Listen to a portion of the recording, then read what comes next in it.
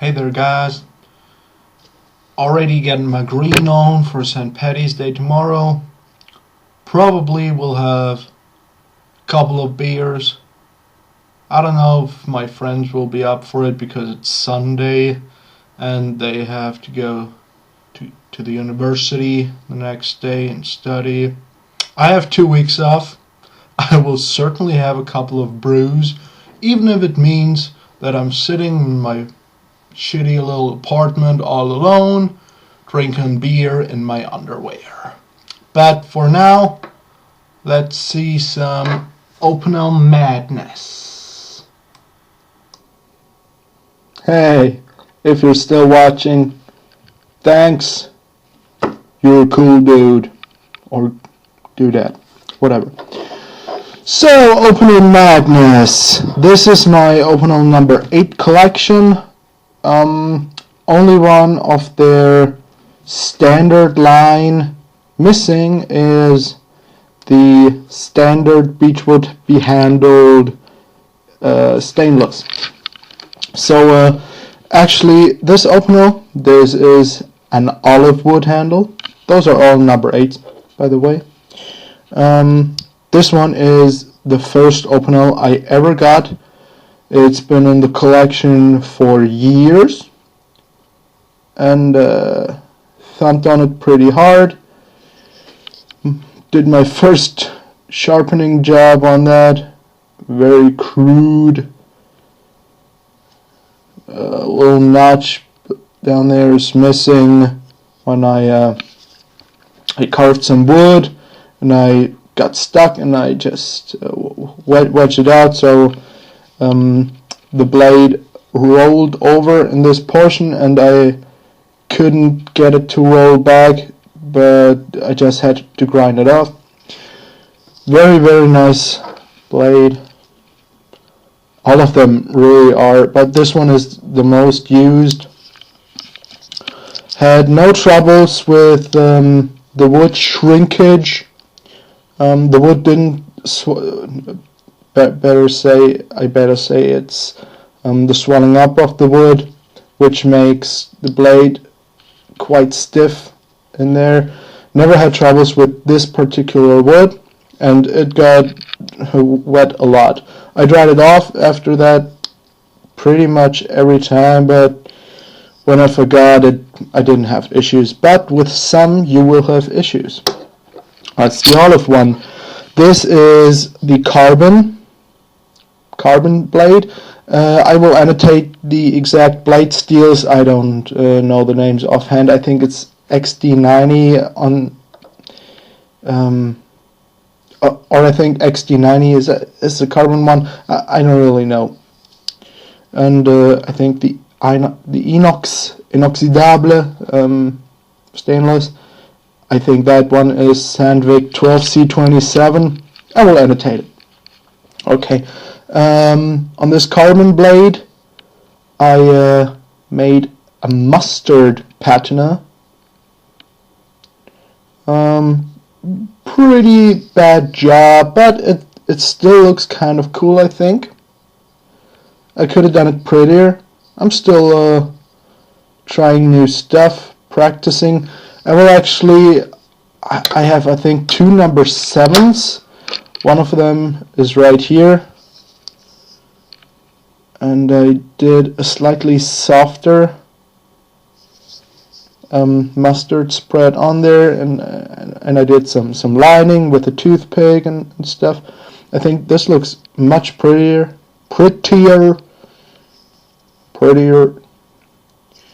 Yeah, I have another number 7, and I will get additional carbon steel Opinels once I get some more money.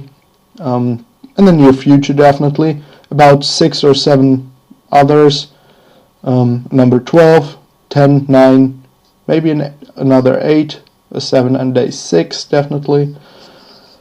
And I will practice with the patinas because I think they look awesome. And mustard has served me really well. I did some patinas on my Mora knives with vinegar, and because it's so liquid and so fluid, it's a very liquid fluid. Yeah, that makes sense. I couldn't really get nice structures out of it. I don't know if that's the right word. Probably not. So that's the carbon one. And these beechwood handles, these will swell up if they get wet, especially right on top here. And it's really annoying sometimes when the blade just gets stuck midway. And yeah, this one is smooth though. The olive one as well. This one is brand new. This one is the most expensive one in the bunch. This one cost me €14.99. Expensive, right? This one is the beautiful mirror finish bubinga wood. It's apparently African wood. Has a nice reddish brown tone to it. Some very nice grain. Looks really, really good. And I could really imagine this to be a great suit knife. So if you have a father who carries suits, or you need a best man gift, I think this would be an amazing best man gift if you get married.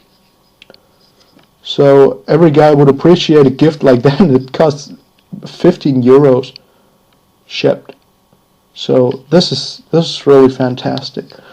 I haven't gotten around to use that one yet because it's just too damn pretty, and I don't consider this knife a cheap knife. It's one of my cheaper knives, definitely, but it's so pretty. It's so pretty. I don't want to abuse this. Yeah. Oh well. Now this one. This looks kind of similar on the first glance to the bubinga wood, right? But it's a strictly brown, dark brown walnut. And the bubinga one is the only one in the bunch that doesn't have the stamping on the handle, the Opinel stamping. And the carbon one is the only one that has carbon on it. Alright, so this one came very, very stiff. No polished blade here, just mirror polished on the bubinga. But this is a very, very handsome knife. The dark wood really makes it look a lot more classy, I think. Very, very nice. Only thing I had to do with this one and the oak one, I had to pull off this ring, this rotating ring. It's called Viroblock system, or Viroblock. I had to pull that off, and it was a pain in the ass to get that sucker off. I had to use a multi-tool, I had to use an awl and gloves, and oh my god, these were so tight. They were unable to rotate. So I had to pull those off, and what did I use? I think I used the hammer. You know, the backside of a hammer that gets slightly thinner. I had to push that into this gap here and just spread it and bend it a little bit so it can rotate freely, and it now can. But that was a pain in the ass. But this one cost, I think, €9.69. 69. Well, for that kind of money, I will invest some work and make it better. Not that big of a deal, even though it's freaking annoying. And the oak one, same deal. Was very, very stiff The ring didn't move, or moved very, very, not very well. From this one, I'm kind of disappointed. I thought this one would look cooler. It's not as polished, the wood. It has some cracks, and not really cracks, but well, it feels more natural than, let's say, the olive one, which is super smooth, very, very smooth, very well polished.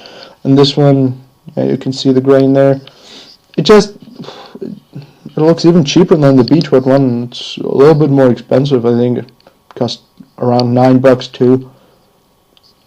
And the carbon one is about, well, 7. Yeah, 7. This one I will thrash on just because, I don't know. First thought I had when I got these was that I get like a showcase, like I don't know how big, but just to fit all those in there. Maybe I would have gotten the standard stainless one too, and I would have placed those in this show box, in this yeah, like a picture frame, you know, with foam inside, where you can put stuff, put a glass on it, and hang it on your wall. And I think you can get this collection for, well, let's say $10, $11 each, for under $60. Those 5 cost me about 7, 10, 11, 15, 9 or something. So if you had a showcase with all those knives in there, that would look amazing. I think this is a really cool thing to have, even if those knives are so cheap. They're really cheap. They are workhorses. They are appreciated all over the world by knife makers, by established knife makers, and mechanics, and farmers, and knife collectors. Those are fantastic, fantastic knives. So if you want to display those, there's no shame in that, even if they are not expensive. And $50 for 5 knives, isn't that a bargain? Isn't that what everybody would want? I think it's a cool idea. I hesitated because I think the showcase would be at least double the price than those knives. And in my apartment, I don't have a lot of guests here. I mostly go out, and I don't think it would be as appreciated. Of course, I would appreciate it, but I can look at those knives in my drawer just as well as I could if they were hanging on a wall. So I got rid of that idea. I will use those knives.